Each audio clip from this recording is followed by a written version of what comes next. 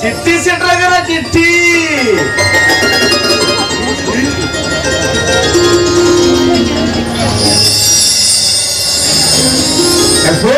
घरे घरे पियोने जन के दिया है और पियोने दिया चिट्ठी अच्छा चिट्ठी का चिट्ठी चलाना कहा এই ভাষা যাব না হ্যাঁ जो लाइट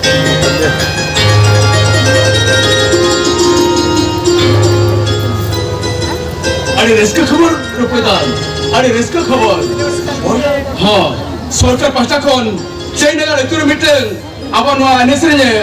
आखला जी सुधारिया और नो एनएसएल आखला रे रुपय टुडू और रुपय मुर्मू के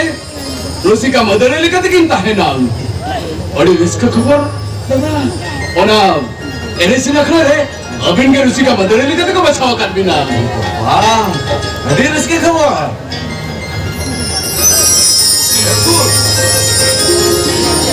आदो पूरा तू थी नचना हाँ आते ले को मिला ले कब ए फूल अब चिरा तो ना चलो ना चेने का रसे तो ना ओना मांग जहाँ लेकर आएगा ना उनका के आरहों रमजकेलांद होया हाँ हाँ